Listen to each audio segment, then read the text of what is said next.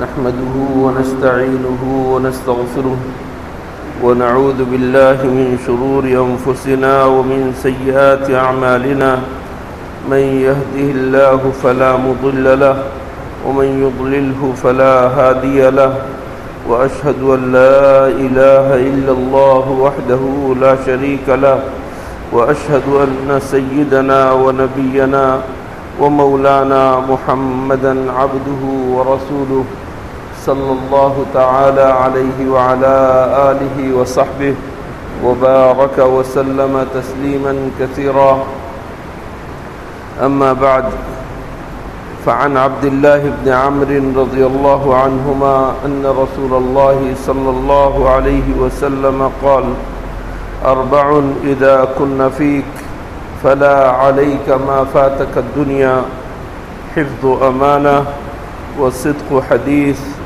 وحسن خليقة وعفة في طعمة. حضرت عبداللہ ابن عمر رضی اللہ تعالی عنہما سے روایت ہے کہ رسول اللہ صلی اللہ علیہ وسلم نے ارشاد فرمایا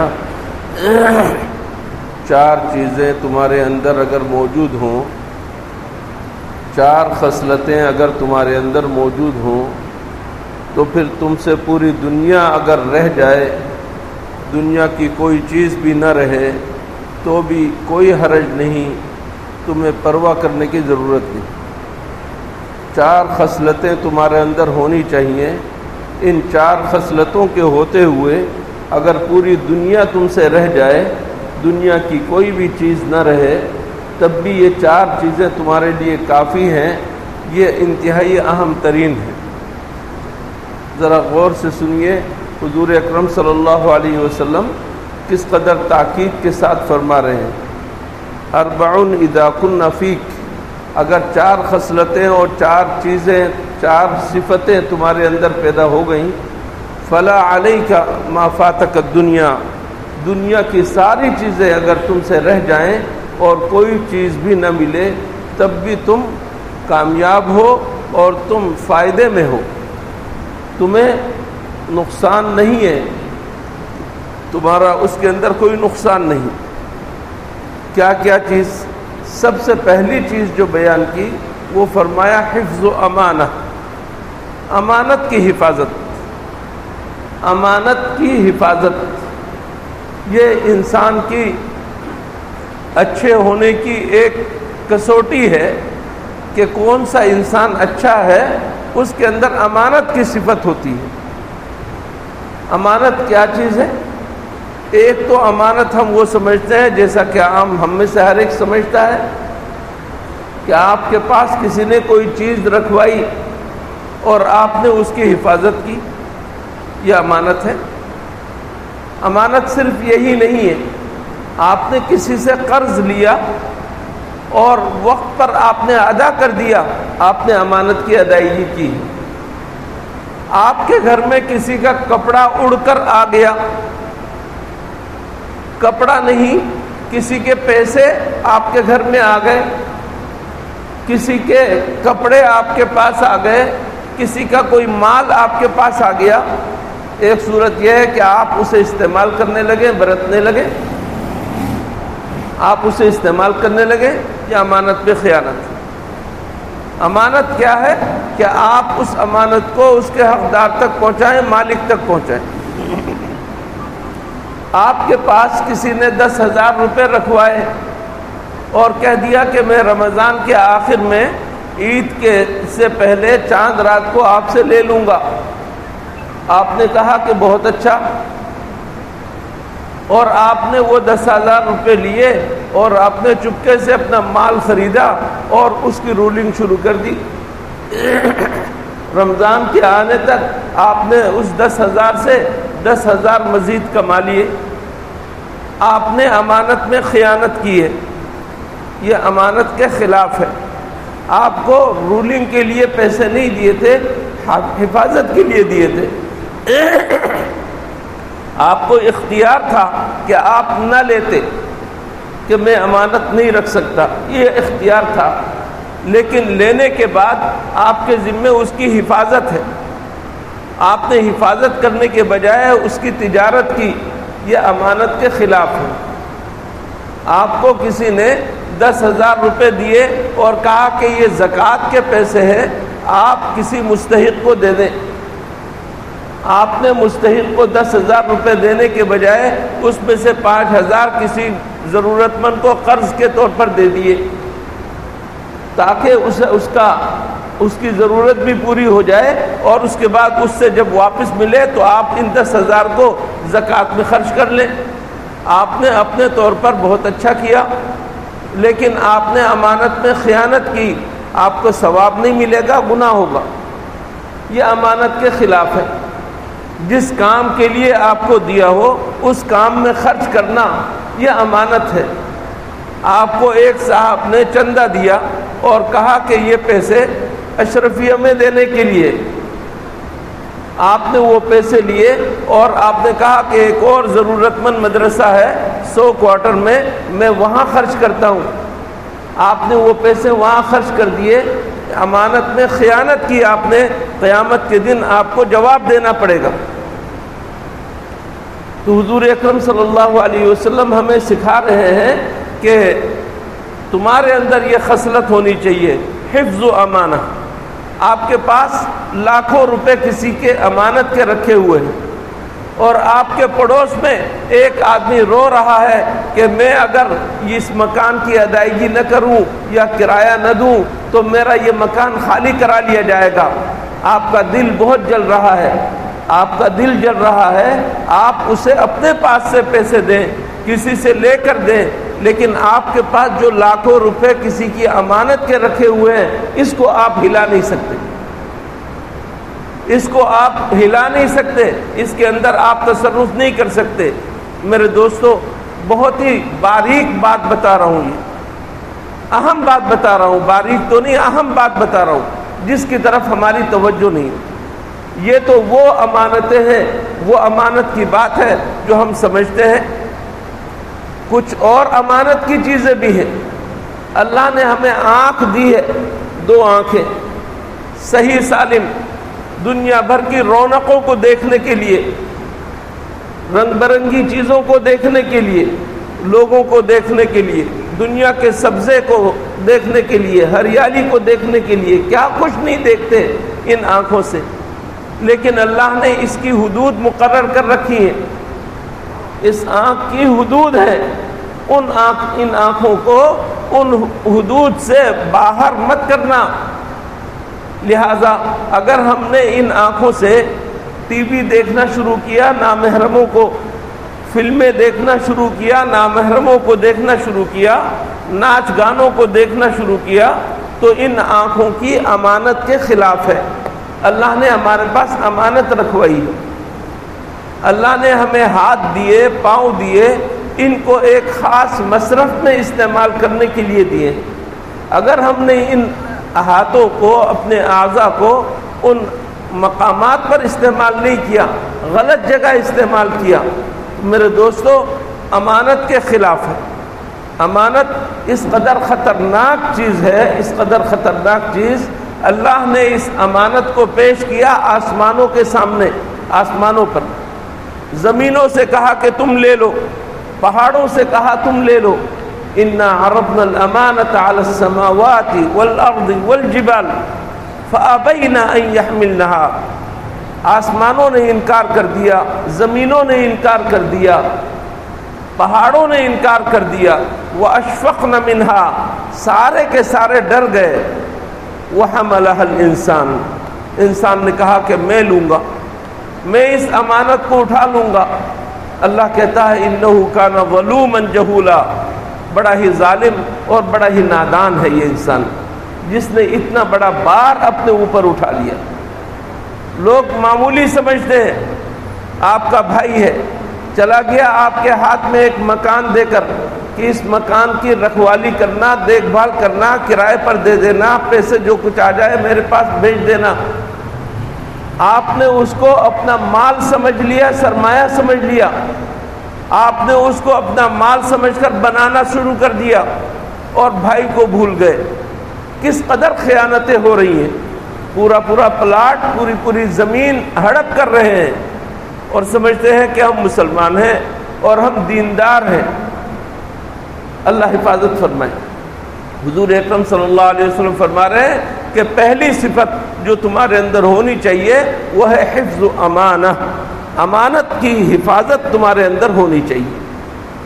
دوسری بات جو ارشاد فرمائی آپ نے وہ فرمایا صدق و حدیث، بات چیت تمہاری سچی ہو، بات کے تم کھرے ہو، بات میں جھوٹ نہیں ملاتے، بات میں تم گڑبڑ نہیں کرتے، باطل بات نہیں کرتے، جھوٹی گواہی نہیں دیتے، گالم گلوچ نہیں کرتے، غیبت نہیں کرتے، چغل خوری نہیں کرتے، اپنی زبان کی حفاظت کرتے ہو اور زبان کی حفاظت کر کے اس زبان کو جس جگہ استعمال کرنے کا اللہ نے حکم دیا وہاں استعمال کرتے ہو، زائد بات نہیں کہتے۔ حضرت ابو بکر صدیق رضی اللہ تعالی عنہ جیسی شخصیت اپنی زبان کو پکڑ کر کھینچ رہے ہیں کہ تمہاری وجہ سے میں ہلاکتوں کی جگہ میں پڑ جاتا ہوں، تمہاری وجہ سے میں ہلاکتوں کی جگہ میں پڑ جاتا ہوں۔ صدق و حدیث، سچی بات کرنا، یہ اتنی بڑی صفت ہے، اتنی بڑی صفت کہ حضور اکرم صلی اللہ علیہ وسلم نے فرمایا ان 4 صفات میں سے ایک صفت یہ ہے، یہ 4 صفات تمہارے اندر ہو تو پھر تمہیں پھر پرواہ نہیں ہونی چاہیے کہ تمہارے پاس کچھ نہیں ہے۔ صدق و حدیث۔ بہت سارے لوگ اپنے آپ کو یہ کہتے ہیں کہ میں تو سچا آدمی ہوں، کھرا آدمی ہوں، منہ پہ بول دیتا ہوں۔ یہ آدمی بھی ٹھیک نہیں ہے، ایسا کھرا نہیں چاہیے۔ کھرا ہو، سچا ہو، لیکن سچ بات حکمت اور مصلحت کے ساتھ کرے، نرمی کے ساتھ کرے، یہ نہیں کسی کا دل دکھانے کے لیے کرے۔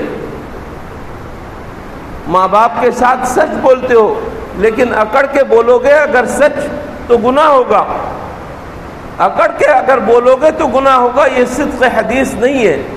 صدق حدیث یہ ہے کہ سچ بولو اور صحیح انداز سے بولو، سچ بولو اور حق بات بولو، اس کے اندر کسی سے سمجھوتا نہ کرو اور کسی کے اوپر تہمت بازی مت کرو۔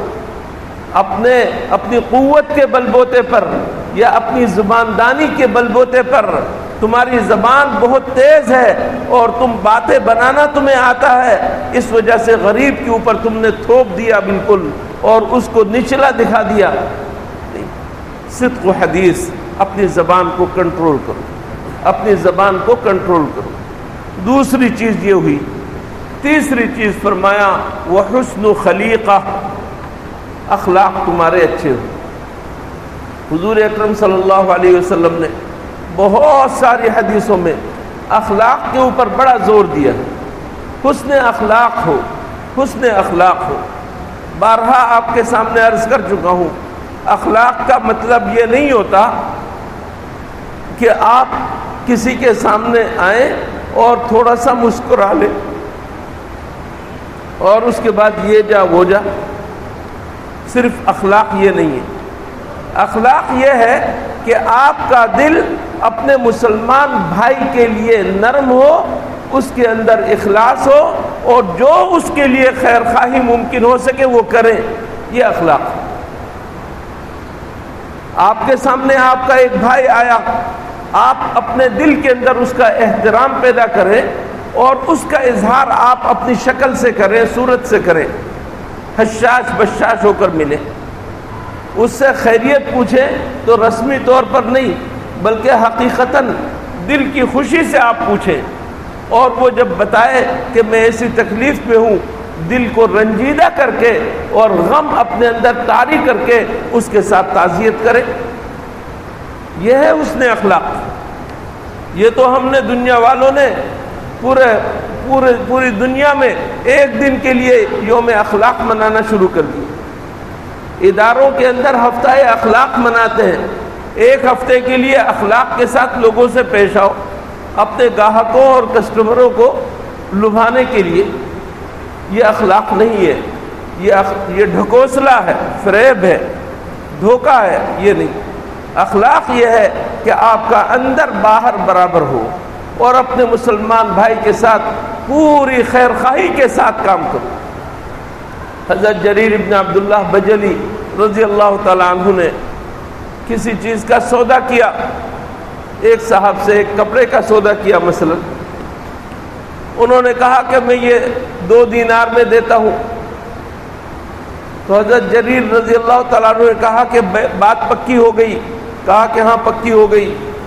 پھر تھوڑی دیر کے بعد فرمایا کہ میرے خیال میں تم نے پیسے کم لیے ہیں اور تمہاری یہ چیز اور بڑھیا ہے، 2 دینار سے بڑھ کر ہے، بتاؤ کتنے بڑھاؤ گے؟ اس نے کہا 3 دینار۔ کہا کہ ٹھیک ہے۔ پھر تھوڑی دیر کے بعد کہا کہ نہیں، تمہاری چیز اور زیادہ بڑھیا ہے، تم اور بڑھا دو۔ اس نے اور بڑھا دیا۔ یہ جو بڑھا رہے ہیں کس بنیاد پر؟ گاہک کبھی پیسے بڑھاتا ہے؟ پیسے نہیں بڑھاتا، مال زیادہ لینا چاہتا ہے پیسے کم دے کر۔ لیکن حضرت جریر ابن عبداللہ بجلی فرماتے ہیں میرے آقا، میرے سردار حضور اکرم صلی اللہ علیہ وسلم کے پاس جب میں حاضر ہوا مسلمان ہونے کے لیے، تو مجھے مسلمان آپ نے کیا، اس کے ساتھ ساتھ مجھے ایک اہم ترین نصیحت کی، فرمایا کہ وَالنُّصْحِ لِكُلِّ مُسْلِمٍ، مجھے جو بیعت آپ نے فرمائی تو اس بات پر کہ میں ہر مسلمان کے ساتھ خیر خواہی کروں، اور خیر خواہی کا تقاضا ہے کہ جب اس سے میں چیز لے رہا ہوں تو اس کی بڑھیا چیز میں کم داموں لوں اور اس سے فائدہ اٹھاؤں، بیجا فائدہ اٹھاؤں، یہ صحیح ہے، یہ خیر خواہی۔ فروٹ آپ لے جا رہے ہیں، فروٹ والا غریب آدمی ہے، ریڑھی لگاتا ہے، وہ کہتا ہے 10 روپے کلو، اور آپ کہتے ہیں کہ نہیں 8 روپے کلو دیتے ہو تو دو ورنہ نہیں۔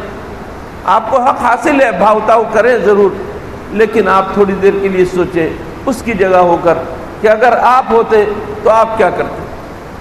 کیا اگر آپ 10 روپے کی جگہ 12 روپے اس کو دے دیں تو آپ کا حرج ہو جائے گا؟ حضور اکرم صلی اللہ علیہ وسلم فرما رہے ہیں جب قرضہ ادا کر رہے ہیں زن و ارجح، وزن کر کے دو اور ذرا بھاری کر کے دو، زیادہ دے دو۔ یہ ہے خیر خواہی کا تقاضا، یہ ہے حسن اخلاق، یہ ہے حسن اخلاق۔ کچھ لوگ ہیں اپنے بھائیوں سے بہنوں سے انتہائی ترش روئی کے ساتھ ملتے ہیں، اپنے ماں باپ کے سامنے بھی انتہائی ترش رو ہوتے ہیں، ان کے چہرے پر کوئی نرمی نہیں ہوتی، لیکن باہر جاتے ہیں تو باہر والوں کے ساتھ بڑے ہی نرم انداز سے بات چیت کرتے ہیں، اور لوگ تالیاں پیٹتے ہیں کہ بڑا ہی حسن اخلاق والا ہے، اچھے اخلاق والا ہے۔ اچھے اخلاق تو اس وقت ہے جب تمہارے بھائی بہن بھی کہیں تمہارے اندر حسن اخلاق، تمہاری بیوی کہے کہ تم حسن اخلاق والے ہو۔ حسن اخلاق کا پیمانہ یہ ہے، یہ نہیں کہ کوئی تعریف کر دے عارضی طور پر، اپنے مفاد کے تحت تم نے اس کے ساتھ کچھ کام کیا، خوشامد کی، تو اس نے سمجھ لیا کہ تم بڑے حسن اخلاق والے ہو، گواہی دے دی۔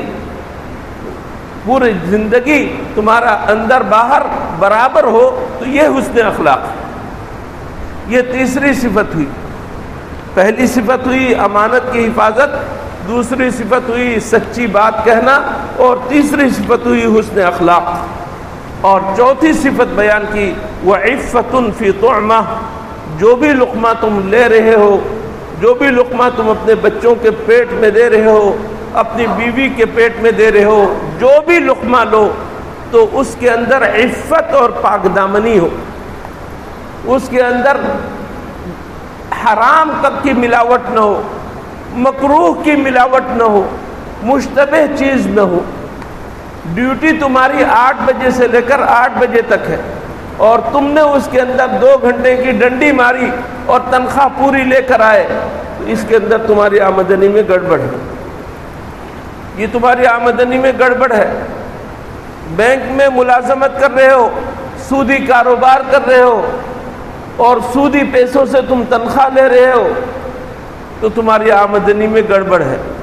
تم کھانا حلال کا نہیں کھا رہے ہو، حرام کا کھا رہے ہو۔ مشتبہ کھا رہے ہو، اس کے اندر شبہ موجود ہے، نہیں، اپنے کھانے کے اندر 2 اور 2 4 کی طرح بالکل واضح طور پر حلال کو پیدا کرنے کی کوشش کرو، اپنی محنت سے کھاؤ، اپنا حق ادا کر کے کھاؤ۔ اگر اس طریقے سے کھاؤ گے تو تمہارے اندر یہ صفت پیدا ہوگی، اور اس صفت کے پیدا ہونے پر اللہ تمہارا ایسا درجہ بڑھائے گا کہ تمہیں کسی اور چیز کی حاجت نہیں ہوگی۔ وعفۃ فی طعام، حلال آمدنی میرے دوستو آج بالکل ناپید ہو کر رہ گئی ہے۔ ہر شخص چاہتا ہے کسی بھی طرح میرے پیسوں میں اضافہ ہو، یہ نہیں چاہتا کہ کمی ہو، اور کسی بھی طرح ہو، جوا کھیل کر ہو، سٹے کے ذریعے سے ہو، رشوت لے کر ہو، سود لے کر ہو، کسی بھی طریقے سے ہو، اور کچھ نہیں تو ڈاکہ ڈال کے ہو۔